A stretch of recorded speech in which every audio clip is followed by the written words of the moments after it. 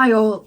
So today I'm just going to do a very quick unboxing. I recently have been doing some work with a few different people and they've got mini guitars, and I wanted to get myself a mini Maton to start with, and I was like, oh, what do you think I should actually possibly do? And at this time the price point of a mini Maton was just a little bit too much for me. However, I was doing some research and I found this baby. It is a mini GS Taylor. So we're going to quickly unbox this one, and so hopefully you'll get a bit of an idea about what it looks like. This is the very first guitar that I have bought online, purely online. I haven't heard it, I haven't seen it, except for the advertisement for it. So for me, this is a big thing, buying a guitar online, because I usually check everything out. So here we go. We're going to unbox this and see how we go. So I've got my trusty scissors here, and we'll just quickly get into it.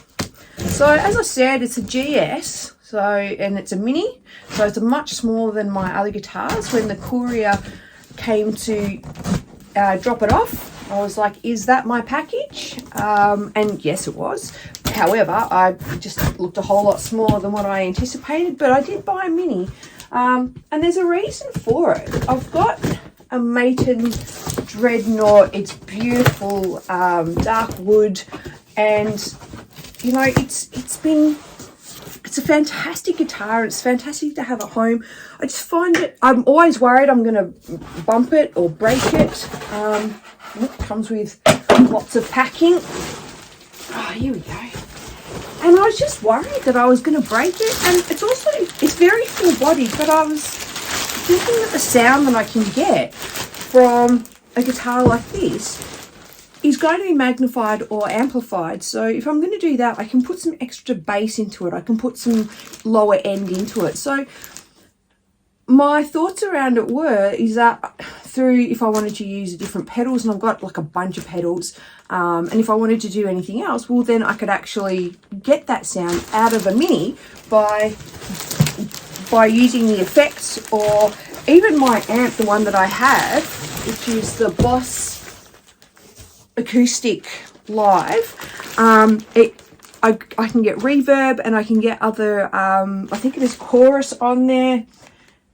You can play around with the bass, the mid, and the treble, so you're always able to, you know, change the sound of your guitar. And the fact that it has reverb and also the chorus pedal as well as looping functions, that's really good. Anyway, that's a different unboxing. I've done a unboxing on there, so if you want to scroll through my page of YouTube videos, you will find that. Now, here we go. It's in a light, I would say, beige case. This is actually really nice, the guitar case itself. It's very lightweight. Like, I don't even know, like, it's probably just a couple of kilos. It's not even very heavy at all. So let's have a look at what we have here. So as I said, I'm pretty excited. I might turn it this way so you can all see it. I'm pretty excited to unbox this one and have a look at it. I have a friend, Michelle Parsons, who plays with a mini Maton, so that kind of inspired me. And then recently I was DJing a wedding, and a band called Toby and Toby were playing, and Renee, the guitarist and singer in that, she had a mini Taylor. I'm sure she had like a more superior one to this GS Mini. However, the sound that she was getting was so beautiful, and I just think having a smaller guitar, as well as having it closer to your body, because I'm used to playing sort of like my Gresh, I can't show you at the moment, but my electric guitar, which I play for jazz, that's on, you know, that's a really thin line and beautiful guitar, and I just find it heavy, and I get a sore arm here from leaning on another guitar like the acoustic guitar. And that is one of the problems I have with the Dreadnought, is trying to get around it, the Maton one.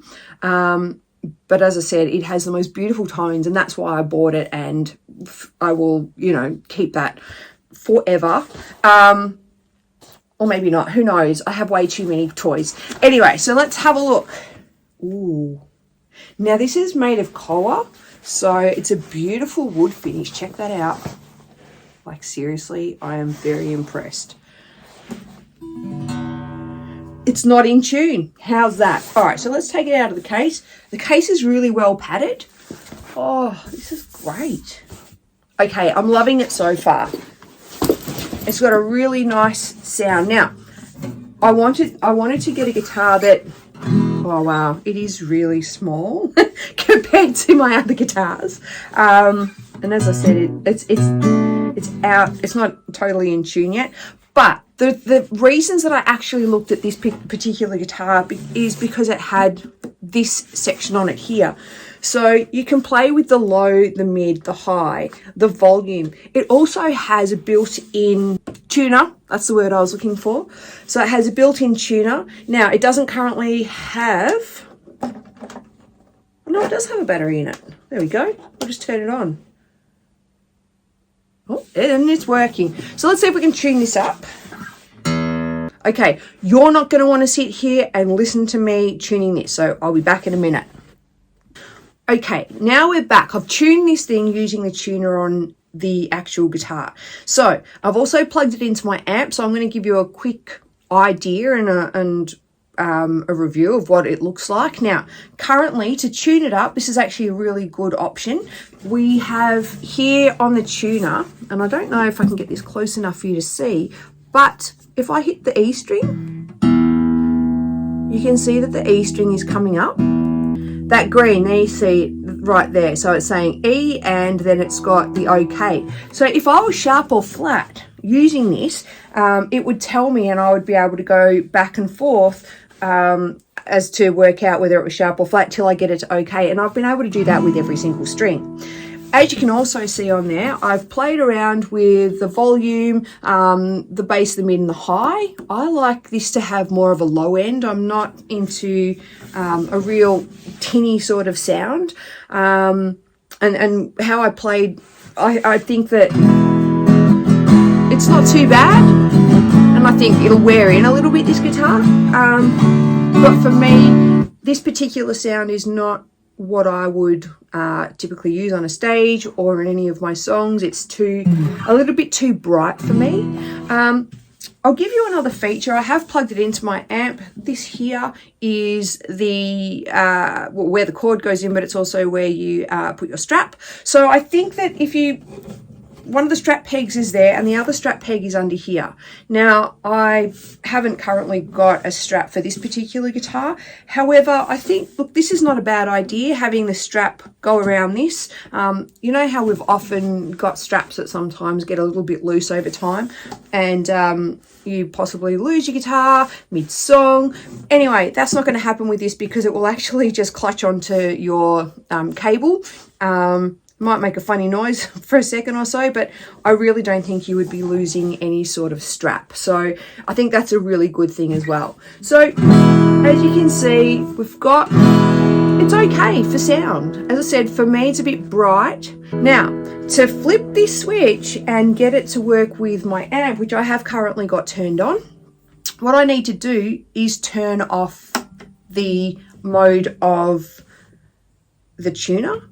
Because the tuner actually, it's like if you're on, so now, hopefully you can hear that really cool full-bodied sound that this little guitar has. But the minute I flick it up to do a quick tuning, it goes into the acoustic mode. So if you were on stage and you were talking to your audience and quickly doing a tune-up on here, most people would use a foot pedal for tuning, but seeing you've got this here, you may as well use it.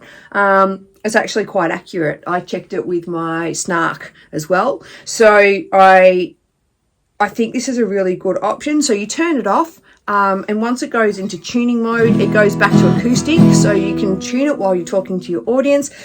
Once you turn it back on, it goes back into the amplified mode. And as you can see here, it's got such a full-bodied sound and it sounds much better. Now, I should have cut my nails before this because I'm finding it difficult to sort of play